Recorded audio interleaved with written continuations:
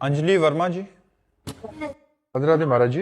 गुरुदेव भगवान कृपा करके महाराज जी बताइए कि किसी साध्वी और ब्रह्मचारिणी का जीवन किस प्रकार होना चाहिए, उनकी क्या दिनचर्या होनी चाहिए, उन्हें किन किन बातों का ख्याल रखना चाहिए जिससे वो गलती करने से बच सके। सबसे उनके लिए जो ग्रस्त सबसे परिवार में सबसे पहली बात है कि उसको भगवान का निरंतर स्मरण करना चाहिए। अब साधारण जो दिनचर्या है, 2 बजे रात्रि के उठ जाना चाहिए, 9 या 10 बजे के बीच में सो जाना चाहिए। अगर 10 बजे सो गए तो 11, 12, 1, 2, 4 घंटा हुए। अगर 9 बजे सो गए तो 5 घंटा हुए। दिन में 1 घंटा विश्राम करना चाहिए। निरंतर मंत्रों का अनुष्ठान करना चाहिए। अल्पाहार करना चाहिए। भोजन पवित्र और थोड़ा पाना चाहिए। और पुरुष संग या उस स्त्री संग से हमें बचना चाहिए जो हमारे अंदर काम भावना की वृद्धि करे। जिसके संग से हमारे अंदर काम भावना जागृत हो, हमको बचना चाहिए। हमें पवित्र जीवन निर्वाह करना चाहिए और निरंतर भजन परायण रहना चाहिए, तभी हम निकल सकते हैं। अगर कुसंग रहा तो फिर नहीं निकल पाएंगे। कुसंग में फिर वो एक नाटक मात्र रहेगा ब्रह्मचारिणी का।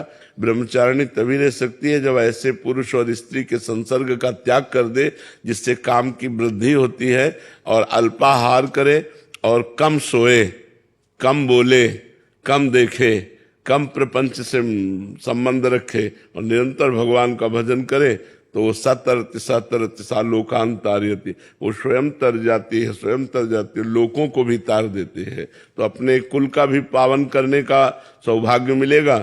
पर ऐसा चले तब है, बहुत कठिन है, बहुत कठिन है। इसलिए हम कहते हैं कि पूरा जीवन हो गया हमको 13 वर्ष की अवस्था से बाबा जी बने, तो हम जानते हैं कि ये मार्ग कितना कठिन है। जब एकांत में हो और कोई अपना नहीं है और मन जब परेशान करता है, उस समय की स्थिति कोई नहीं, कोई मनोरंजन नहीं, किसी से कोई मित्रता नहीं, कोई शत्रुता नहीं, कोई मनोरंजन नहीं, बहुत कठिन जीवन है। वैराग्य अगर असलियत में देखो तो कदम कदम पे कठिन जीवन है वैराग्य का जीवन। और बैलेंस बना के चलो तो फिर क्या है, फिर तो कोई बात नहीं कि कुछ भोग भी भोग लिए और तो वो बात अलग है। लेकिन अगर असलियत में वैराग्य में चलो तो बड़ा कठिन जीवन है। तभी उसको सारा जगत नमस्कार करता है।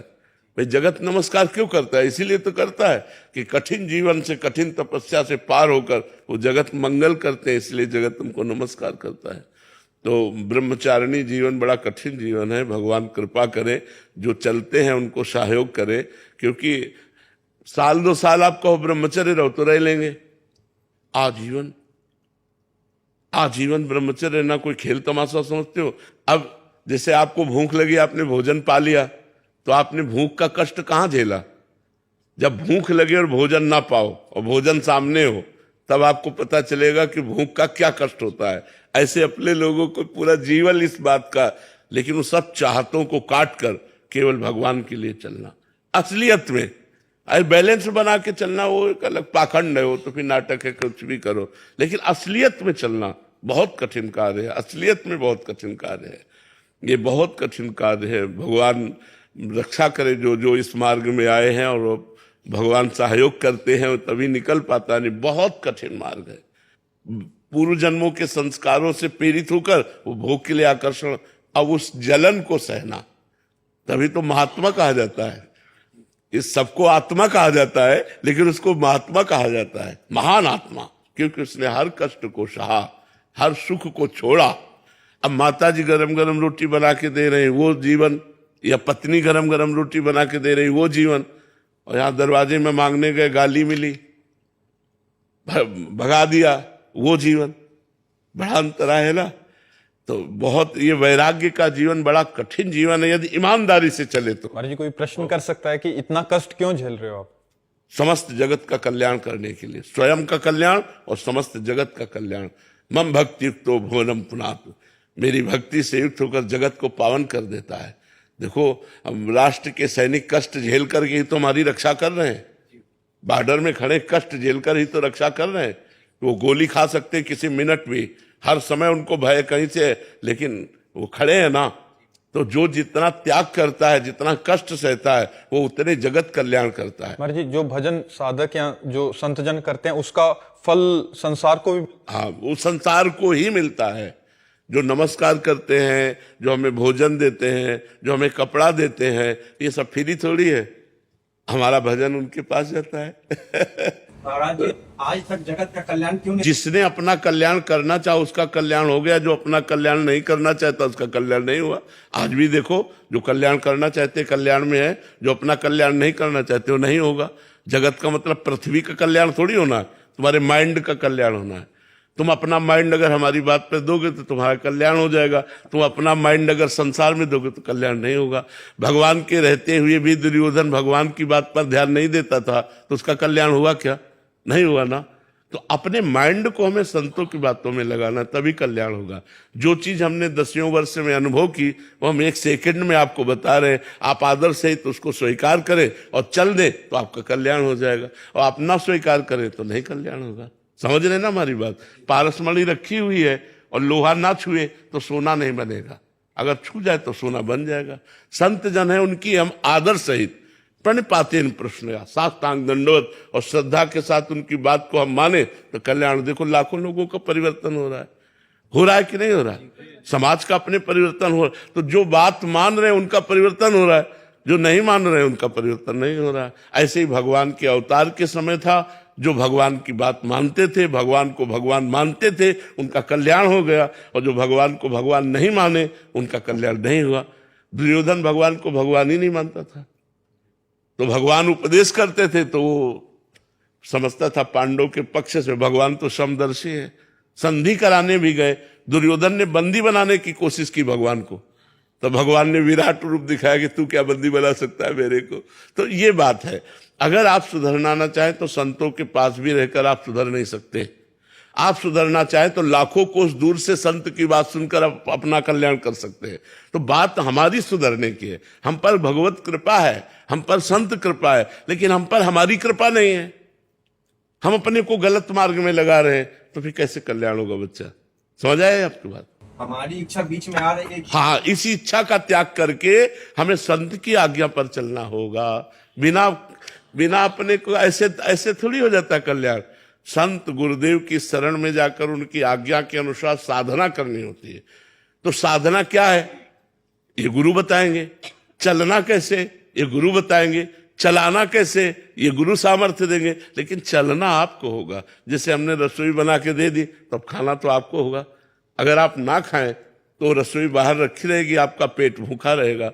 इसी प्रकार साधन धाम मोक्ष कर द्वारा, पाई न जे परलोक संभारा, सो परत दुख पावई, सिर धुनि धुनि पछताए, काल ही कर्म ईश्वर मिथ्या दोष लगाए। काल कर्म और ईश्वर को झूठा दोष लगाकर वो प्रमाद स्थिति में मनमानी आचरण करके, तो ये भगवान की इच्छा नहीं, आपकी वासना है। तभी तो कहते बड़ा कठिन है, क्योंकि वासना का त्याग करके, कामना का त्याग करके भगवान के मार्ग में चलना। भगवान दिखाई नहीं देते और भोग सामने दिखाई देता है, और उसमें सुख है नहीं। भोगते भोगते जीवन व्यतीत हो गया, फिर भी वही भोग वासना की लालसा लगी। समझ पाए बच्चा? हरि आराध्या शरण जी। श्री राधा वल्लभ गुरुदेव। श्री हरिवंश महाराज जी। गुरुदेव भगवान, बहुत हिम्मत करके प्रश्न कर रहा हूं महाराज जी। पूछना चाहते हैं कि आपके निकुंज गमन लीला के बाद भी जैसे अभी आपके प्रगट रूप का लाभ सभी को मिल रहा है, वो जगत में चारों ओर एक भागवतिक परमाणु का वातावरण बना है, ठीक ऐसा ही लाभ वर्तमान पीढ़ी को, आने वाली पीढ़ी? नहीं, भगवान किसी दूसरे को तैयार कर दे बात अलग है, ऐसी नहीं। उड़िया बाबा का आश्रम, वहां नई स्टेशन बन गई थी, इतने लोग आते थे कि नया स्टेशन उड़िया बाबा आश्रम बन गया था। अब जाके आप देखो अखंडानंद स्वामी, अब जाके आप देखो सूरदास बाबा। समय होता है, संतों का एक प्रभाव होता है। जब वो प्रगट रहते तो उसका प्रभाव होता है, और जब अंतर ध्यान हो जाते हैं तो फिर सूनापन रहता है। महाराज जी, आपके हेतु की कृपा से अब तो संतों की फैक्ट्री हो। कह रहे हैं कि आपकी हेतु कृपा से संतों की तो यहाँ एक फैक्ट्री टाइप है महाराज जी, और ग्रस्त में भी बहुत सारे साधक हैं। तो कोई ऐसी आज्ञा आपकी कि जो आपके जाने के बाद भी हम निरंतर वैसा ही अपने चित्त में अब जैसे हमारे संत रूपी खेत में कौन सा वृक्ष तैयार हो जाता है, अब ये नहीं कहा जा सकता कि कौन सा संत ऐसा तैयार हो जाए प्रतापी, जो हमारी पद्धति को खींच ले चले। जैसे चल रहा वैसे चले। अभी तो नहीं दिखाई दे रहा, अब भगवान इनमें से किसी में हृदय में बैठ जाए और आगे प्रकाशित हो जाए, वो बात अलग होती है। वो क्या, ये भगवान की रची हुई पीसें होती है, वो बेजोड़ होती है। हो सकता है भगवान किसी और को तैयार कर दे, क्योंकि उनकी सृष्टि संभालना उनका कार्य है। लेकिन अब ऐसा हो कि जैसा प्रेमानंद के सामने चल रहा है, ऐसा अनुपस्थिति में भी एक प्रभाव होता है। वही बात कह रहा हूं, वो हम अपने हृदय से जानते हैं, अपने गुरुदेव के लिए जैसा है वो हृदय से जानते हैं। काटने को दौड़ेगा, कुछ अच्छा नहीं लगेगा। पास है ना, तो देखे ना देखे है तो एक मतलब हृदय में तसल्ली तो है। जब हफ्ते में गए, आंख में से आंख मिलाई, दर्शन किए, एक हृदय में, और ना भी के तो है, हमारे दिमाग में है, वहां है। और ये हो गया कि अंतर ध्यान हो गए, तब तो एक मतलब असमर्थ हो गए, असहाय हो गए। जैसे बालक के लिए माँ का ना होना, छोटे बालक के, असमर्थ बालक के लिए माँ का ना होना, ऐसे शिष्य के लिए गुरु का ना होना बड़ा दुर्भाग्य है।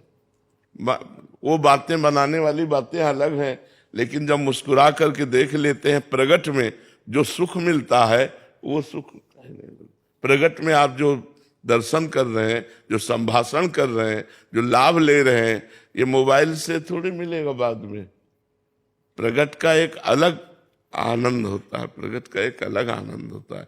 मोबाइल तो आकर्षण करके हम तक लाएगा, शराब छोड़ोगे, मांस छोड़ोगे, गंदी बातें छोड़ोगे, लेकिन अध्यात्म में जो कदम बढ़ेगा वो यहाँ के संग से बढ़ेगा, यहाँ के दर्शन से, यहाँ के वातावरण से, यहाँ के भागवतिक प्रभाव से अध्यात्म उन्नति होती है। तो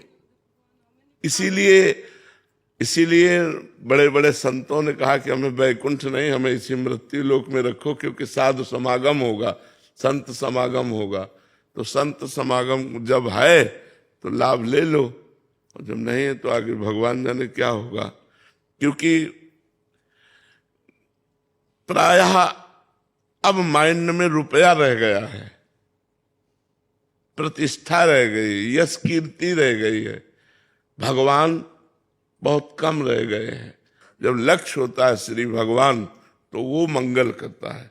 जिसके दिमाग में श्री भगवान होते हैं उससे मंगल होता है। जिसके, अब जैसे हम वेश तो रखें, अब हमारा उद्देश्य रुपया हो, हमारा उद्देश्य मठ मंदिर हो, हमारा उद्देश्य लोक व्यवहार संसारिकता हो, वो फिर केवल प्रवचन होंगे, उनका रंग नहीं आएगा।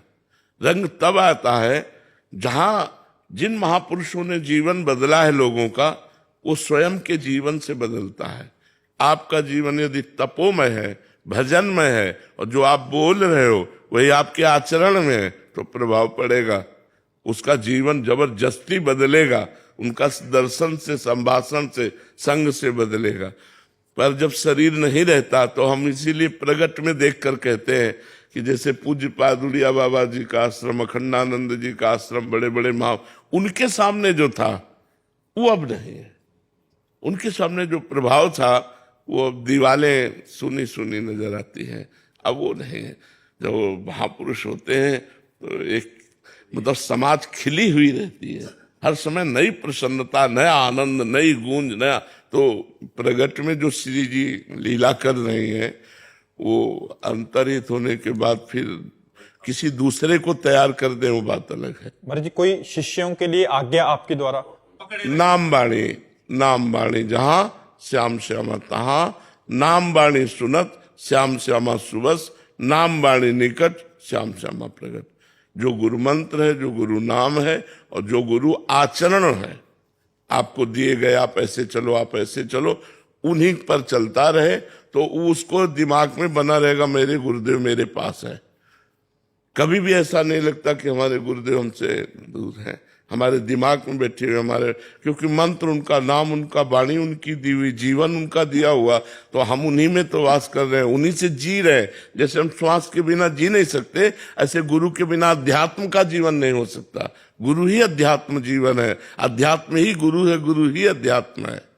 महाराज जी, जैसे आप कह रहे हैं कि बगीचा लगा है पूरा, तो आपके द्वारा इतना बड़ा विशाल लाखों लोग इस मार्ग पे चलने लग गए हैं। महाराज जी, हमें याद है कि जैसे बगीचा बाहर वाला लगा था, इतनी जो लता थी आपने सींच के आज एक स्वरूप धारण कर लिया। महाराज जी, अब वो स्वतः ही चलने के लिए तैयार हो गई। हाँ, अभी आप उसको देखो भी पानी ना, ना दो तो भी चल। हाँ, अभी मतलब उसकी जो पहले जो आपने हाँ, सिंचन किया, पहले जो, हाँ बिल्कुल। तो जो प्रारंभिक साधना होती है उसमें विशेष सानिध्य की जरूरत होती है, और जब साधक का अभ्यास हो जाता है तो फिर वो चल जाता है। पर गुरु एक ऐसा संबंध है कि वो किसी भी स्थिति में हो, शिष्य अपूर्ण ही रहता है। शिष्य अपूर्ण ही रहता, उसको कभी पूर्णता का बोध नहीं होता। सदैव गुरुदेव की कृपा की याचना बनी रहती है, आजीवन गुरु की कृपा की भीख मांगने की इच्छा बनी रहती है कि हमारे गुरुदेव हम पर कृपा करते रहे। कभी पूर्णता इस मार्ग में कभी पूर्णिमा नहीं आती, इस मार्ग में कभी पूर्णिमा नहीं आती। यहां से जब कोई जाता है तो अतृप्त ही जाता है, कभी कोई तृप्त होके कि भजन से हम तृप्त हो गए, हम ऐसा, इसमें संतोष नहीं है। इस लोक व्यवहार में संतोष है, लेकिन भजन में असंतोष बढ़ता जाता है, और हो और हो और भूख बढ़ जाती, रात दिन भजन करने पर भी भजन की अतृप्ति। तो इसलिए हर समय याचना बनी रहती कि ऐसा भजन हमारा जैसा चल रहा है निरंतर चलता रहे, तो गुरु कृपा से कोई अपराध न बनने पाए, कोई विघ्न न बनने पाए। अच्छा, कोई विघ्न और अपराध बना भी तो दौड़ के चले गए। डॉक्टर है, नजदीक अस्पताल होने पर मतलब एक भरोसा रहता है ना, तो गुरु एक अस्पताल है। महाराज जी हमसे ये गलती अपराध बन गया, हमारा भजन रुक गया, वो डांटेंगे या वो समझा देंगे या वो क्षमा कर दे, कहते ही बात सुधर जाएगी, ये हमें पक्का विश्वास है। अपनी बात सामने रखते ही वो उत्तर दे न दे, आपकी बात सुधर जाएगी, क्योंकि वो कल्पतरु है। जो कामना लेके जाओगे उसकी पूर्ति हो जाएगी। संत कल्पतरु है। गुरु की नजर पड़ते ही शिष्य का जीवन उज्जवल होता चला जाता है, उसका भविष्य मंगलमय होता चला। गुरु का सानिध्य तो अत्यंत आवश्यक है। हम चाहेंगे कि सबके गुरु का सानिध्य सबको प्राप्त होता रहे, कभी कोई अपने गुरु से विमुख ना हो, कभी कोई अपने गुरु से वंचित ना हो, कभी कोई अपने गुरु से प्रगट में दूर ना हो। गुरु का, जैसे हर बच्चा माँ के प्यार से पोषित है, ऐसे हर शिष्य अपने गुरु की कृपा दृष्टि से पोषित है जी। योग्य से और संत होगा।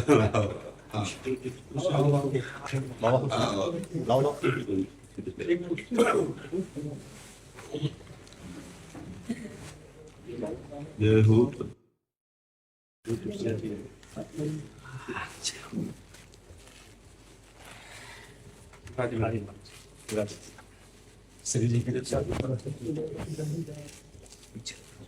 महाराज जी आगे आ जाइए।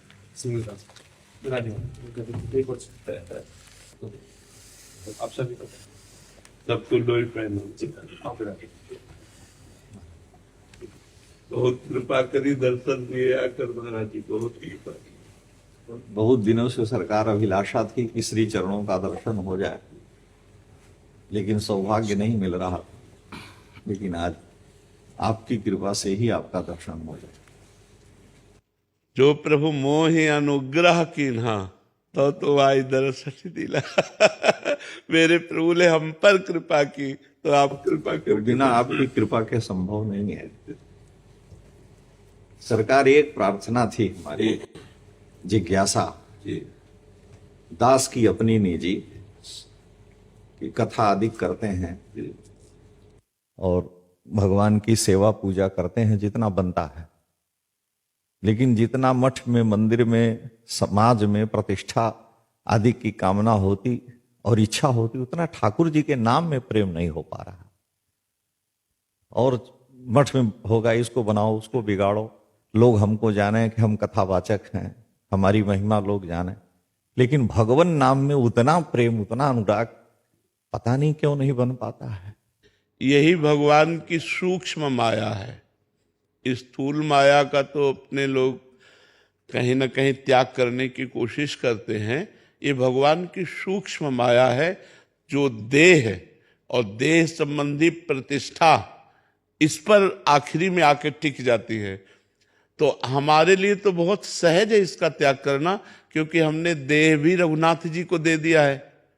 तो इसका अगर नाम होगा तो स्वामी का नाम होगा। सेवक की अर्चना वंदना स्वामी के पास पहुंचती है। ये रघुनाथ जी का सेवक है, इस भाव से वंदना होती है। और ये रघुनाथ जी का जस गायक है, इस बात से उसका जस होता है। और रघुनाथ जी का स्वयं सेवा भाव प्रतिष्ठित करते हुए हम मंदिर या मठ या आश्रम की स्थापना करते हैं, तो हम तो सेवक ही रहते हैं, स्वामी तो उसके रघुनाथ जी हैं। केवल भाव बदलने की जरूरत है। हाँ, ये बहुत खास बात है कि अंतर में नाम निरंतर चलना चाहिए। अगर अंतर में नाम निरंतर नहीं चल रहा है तो ये सब होते हुए भी अविद्या का नाश नहीं होगा। वो ज्यों की त्यों बनी रहती है। राग द्वेष निंदा स्तुति सर्वत्र अपने प्रभु को देखते हुए, अपने को तृण से भी नीच मानते हुए भगवान के लिए अशुभ प्रवाह करना, ये खास बात है। और ये भगवान की कृपा से आती है। और हमें थोड़ा हठ पूर्वक अभ्यास नाम का करना पड़ेगा। इसके लिए हमें हठी बनना पड़ेगा। अगर हम इसे हठ पूर्वक जपेंगे तो हमारा मन अभ्यास में ले आएगा। अभ्यास योग युक्तेन चेतसा नान्यगामिना। यदि हमारा ऐसा अभ्यास हो जाए कि चित्त और कहीं जाए ना, तो जीवन सार्थक हो जाए। और ये निश्चित हो जाता है। सोवत हूँ रसना रटे राधा कृष्ण सुनाम। अभ्यास में इतनी बड़ी ताकत है कि निद्रा में पड़ा हुआ है और जबान अपने आप चूंकि निरंतर अभ्यास किया गया तो राधा कृष्ण राधा कृष्ण राधा कृष्ण जप रही है। तो हमें अभ्यास करना चाहिए। ये सूक्ष्म माया है जिसमें हम आकर के अटक जाते हैं। जैसे कंचन और कामिनी ये स्थूल माया है, और जो मान प्रतिष्ठा है ये सूक्ष्म माया है। इसको क्रॉस कर गया तो फिर आगे ठाकुर जी विराजमान है। इस पर अगर हमारा कोई सम्मान करता है तो हमारा सम्मान नहीं होता, हमारे स्वामी का सम्मान होता है, क्योंकि हम दास किनके हैं, इसी बात का तो सम्मान होता है। अगर हम अभी पैंट शर्ट पहन लें और भगवान का ये दासत्व का तिलक हटा दें तो हमसे कोई राधे श्याम भी नहीं बोलेगा। तो हमारा सम्मान थोड़ी है, हमारे स्वामी का सम्मान है। और स्वामी का जस गाते इसलिए दास का जस हो रहा है, स्वामी का जस गाते हैं इसलिए दास का जस हो रहा है। और स्वामी की सेवा विराजमान है, इसलिए हम मठ मंदिर आदि को सजाते हैं कि हमारे रघुनाथ जी, हमारे राधे श्याम जी यहाँ विराजमान है। और ये भाव हमारे अंदर निरंतर तभी बढ़ेगा जब नाम जप चलेगा। नाम जप नहीं चलेगा तो स्थूल भाव ही पुष्ट होता रहेगा। ये सूक्ष्म माया भगवान की है। शांत जो हो रहा है स्वामी के लिए हो रहा है, स्वामी करवा रहे हैं। यही दरबार दीन को आदर रीति सदा चली आई। बड़े से बड़ा साधन हुआ तो ठाकुर जी की कृपा से हुआ। उनकी कृपा का अपने ऊपर हम बोझा क्यों ले इस बात का कि मैं कर रहा हूं, बस यही त्रुटि हो जाती है। तो हम स्थूल माया का तो त्याग करने में उत्साह रखते हैं, लेकिन सूक्ष्म माया को हम पकड़ के रख लेते हैं, जिससे हमारा सूक्ष्म अंतःकरण जो मन बुद्धि चित्त अहम है वो स्थूल में ही आकर्षित बना रहता है। अगर हम अंदर से भगवान का चिंतन करते हुए विवेक के द्वारा इन सब बातों को अच्छे से समझें कि हमारा कोई अस्तित्व नहीं है, हमारा अस्तित्व भगवान से है, तो जो कुछ है वो सब भगवान का है, मेरा इसमें क्या, मैं हूं क्या। अगर हम ईमानदारी से अपनी बात कहें, पकड़े हुए हैं तो ठाकुर जी पकड़े, अगर छोड़ दें तो हम गिरे हुए हैं। हम खड़े होने की भी सामर्थ्य नहीं रखते परमार्थ में, चलने की तो बात जाने दो। अगर हम परमार्थ पर खड़े हैं या चल रहे हैं तो गुरु कृपा, इष्ट कृपा, कृपा को हम अपने ऊपर क्यों लें कि मैं ये कर रहा हूं। कृपा जो चाहती है वो करवा लेती है, और वो सब गुप्त रहना चाहिए।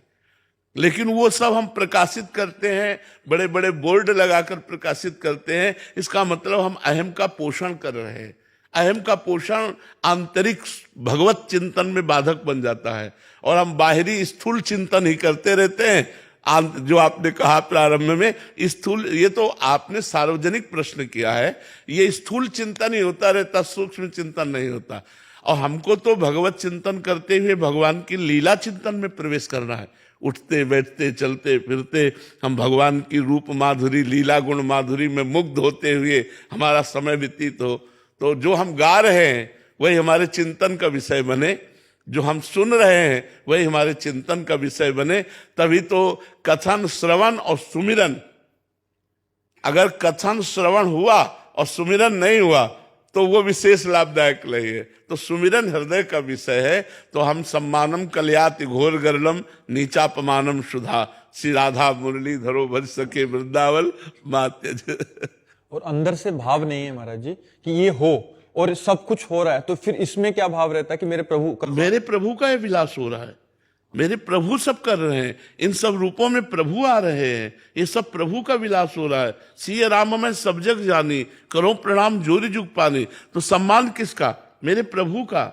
मैं तो दास हूं, सब मेरे स्वामी हैं, स्वामी इन रूपों में आ रहे हैं। अब स्वामी जो लीला कर रहे हैं उस लीला को हमने, मान लो ये साष्टांग दंडवत किए, तो किसको दंडवत किए? मेरे स्वामी को दंडवत किए, दास को थोड़ी दंडवत किए। दास तो इनके चरणों का दास है, इन्होंने स्वामी को नमन किया है, हमारे स्वामी को नमस्कार किया है। भाव ये देखना चाहिए। इस पार्थिव पांच भौतिक शरीर को कोई लक्ष्य करके थोड़ी प्रणाम करता है, उसी सच्चिदानंद प्रभु को लक्ष्य करके प्रणाम करता है। तो ये भाव रखना चाहिए। जब हम उसको अपना मान लेते हैं फिर घाटा हो जाता है, फिर अहम हो जाता है, फिर अहम पुष्ट होने लगता है, और वो अहम जहां पुष्ट होता है वो भगवान से दूरी बना देता है।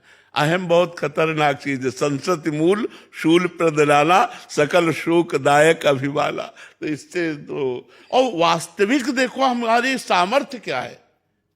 एक शब्द नहीं बोल सकते यदि प्रभु ना चाहे, तो एक कदम नहीं चल सकते प्रभु ना चाहे। परमार्थ में एक कदम, ये हमारा अपना अनुभव है कि हमारी सामर्थ्य नहीं कि हम परमार्थ पे खड़े रहें और एक कदम चल पाए। अगर हम चल रहे हैं तो मेरे प्रभु चला रहे हैं, इसलिए हम चल पा रहे हैं। नहीं, ऐसी फिसलन माया की है। अच्छा, स्वयं सरकार अपने श्रीमुख से कह रहे हैं, दैवी हेसा गुणमयी मम माया दुरत्तया मामेव ये प्रपद्यन्ते माया में ताम तरन्ते। तो हमें सदैव ऐसे रहना चाहिए भगवान की शरण में, और जो कुछ हो रहा है सब भगवान के प्रताप से हो रहा है।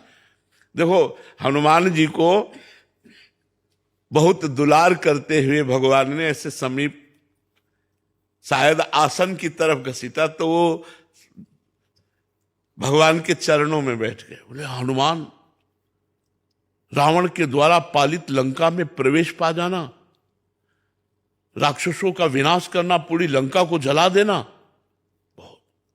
तो उनका प्रभु शाखा मृग कहे इह मनुषाई, शाखा ते शाखा पर जाई, लाग सिंधु हाटकपुर जारा, निश्चर गण बद विपिन उजारा, सो तो नाथ न कछु मोरी प्रभुता। ये बात समझ ली, ये किया प्रभु, ये सब किया जो आप कह रहे हैं, सब किया। लेकिन हनुमान ने नहीं किया, राम प्रताप ने किया, राम प्रताप ने किया। जब राम प्रताप, तो बोला वचन विगत अभिमाना, अभिमान रहित वचन निकल रहे, क्योंकि राम प्रताप है।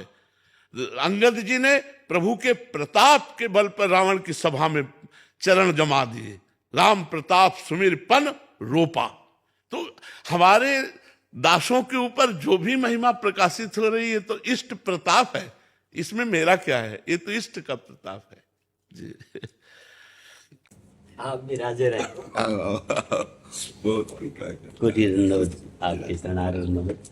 नेपाल के सभी सनातनी हिंदुओं की ओर से हम आपको करते हैं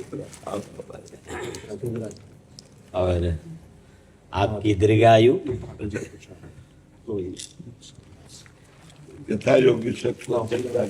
छावनी के हमारे शिष्य हैं, तो महाराज ने कहा हमें कि चलो बात करते हैं।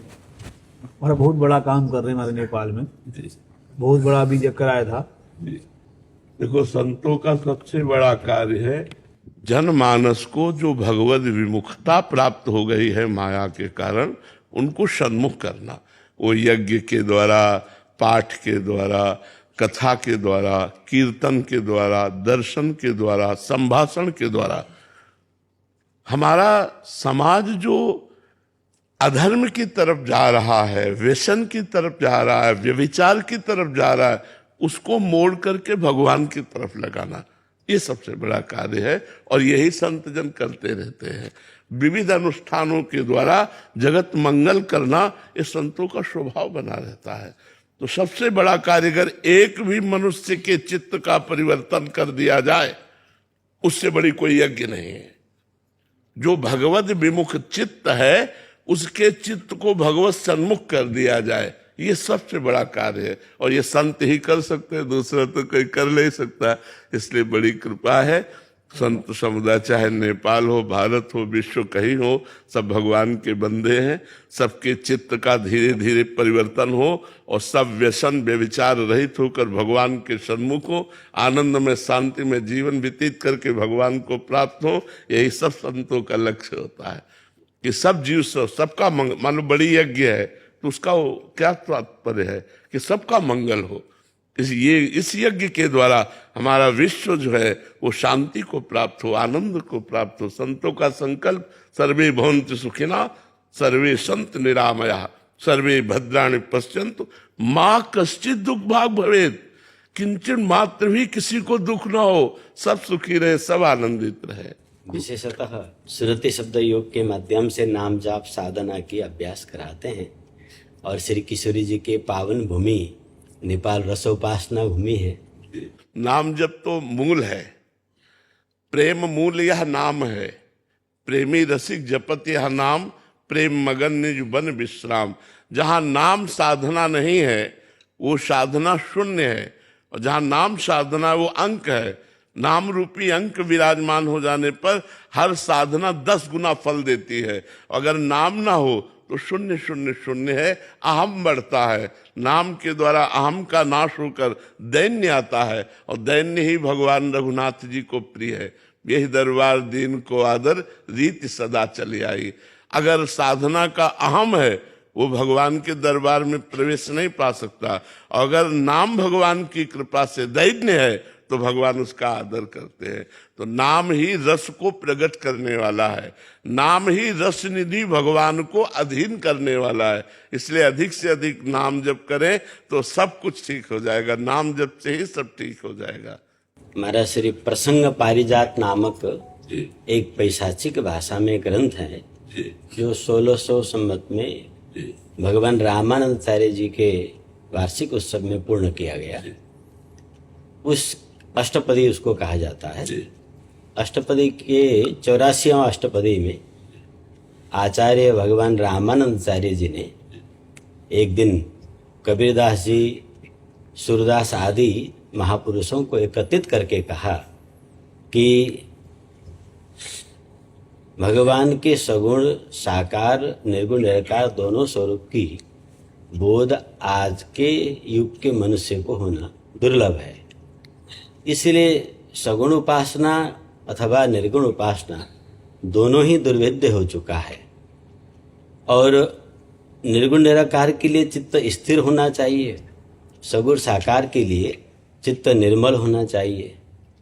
दोनों अवस्था न होने पर भगवान की दोनों स्वरूपों की उपासना नहीं हो सकता। और संतों ने इस कलयुग को आधार बनाकर कर्म भूमि में साधारण कुल में जन्म लिया है भजन के लिए। इसलिए उनको ऐसी मार्ग बतानी चाहिए दोनों स्वरूपों को बेखट के अनुभव करा सके और भगवत धाम तक पहुंचा दे। इसके लिए उन्होंने सुरति शब्द योग का विधि किया, जिसके माध्यम से नाम जप साधना अजपा अनहद ये लोगों को प्राप्त हुआ। ऐसा प्रसंग पारिजात में भगवान रामानंदाचार्य जी ने आज्ञा की थी। उसी परंपरा को सौभाग्य से प्राप्त हुआ और इसके माध्यम से नाम जाप साधना का प्रयास करा रहे हैं। और आज आपके साक्षात्कार का परम सौभाग्य हमें प्राप्त हुआ। और नेपाल में बहुत सारे हिंदू सनातनी आपके श्री वाणियों को श्रवण करते हैं। उन सब के ओर से आज हम आपका अभिनंदन करते हैं। आपकी कृपा दृष्टि बनी रहे। तो इन सभी भगवान पशुपतिनाथ माँ भगवती जानकी जी के ओर से आपकी दीर्घायु की मंगल कामना करते हैं। महाराज जैसे आपके शिष्यों में सब तिलक की महिमा मानते हैं। महाराज जी के हम लोग जब यज्ञ में गए और अनुष्ठान तो होते ही रहते हैं, महाराज लाखों लाख शिष्य महाराज जी बनाए हैं और सब तिलक महाराज, माता जी हो चाहे कोई पुरुष हो, बिना तिलक महाराज नेपाल में तो बहुत स्थिति ठीक नहीं है। तो हमारे सारे लोग महाराज जी बड़ा मंत्र जपते हैं और सारे लोग तिलक धारण करते हैं। किशोरी जी का प्रसाद है। महाराज ये चित्रकूट से आए हैं त्यागी जी, चित्रकूट में रहते हैं। प्रणाम प्रणाम महाराज जी। संतों के प्रति और गुरुजनों के प्रति निष्ठा यदि है तो सांसारिक और आध्यात्मिक क्या स्थिति होती है जीव की। बहुत से लोगों की ऐसी स्थिति है कि वो मानसिक कष्ट में है। माता पिता बहुत उनके प्रति जो है भाव रखते हैं, पर वो अंदर से ही दुखी हैं। गुरुजन भी शिष्यों के प्रति बहुत भाव रखते हैं, पर वो अंदर से दुखी हैं। महाराज जी, यदि गुरुजनों के प्रति निष्ठा रखी जाए, संतों के प्रति, तो क्या उनकी स्थिति अच्छी रहेगी? देखो, जितना भी अध्यात्म है वो संतों के ऊपर ही टिका हुआ है। मति कीरति गति भूति भलाई, जब जेह जतन जहां जेह पाई, सो जानो सत्संग प्रभाऊ, लोकहु वेद न आनो पाऊ। यदि संतों के प्रति लोगों की श्रद्धा बढ़े और उनकी वाणी का आचरणों में उतारा जाए, अनुसरण किया जाए, तो निश्चित चिंता, भय, शोक, विषाद इनसे हम बच सकते हैं।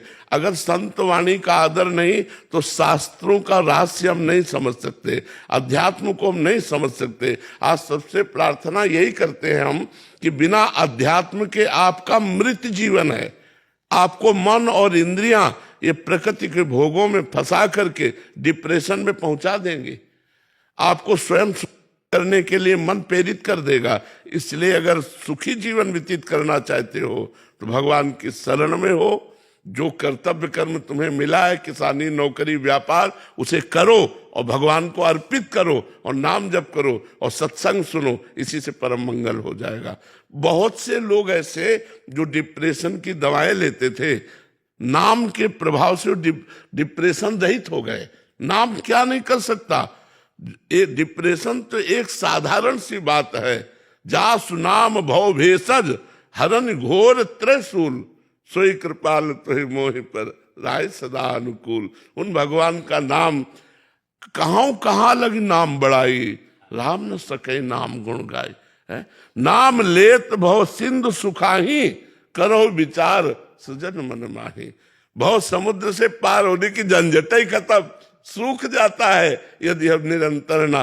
पर नाम, धाम, रूप, लीला, इसमें प्रीति संतों की कृपा से होती है। यदि भगवत दासों का दासत्व न स्वीकार किया जाए तो डायरेक्ट भगवान से प्रीति होना संभव है।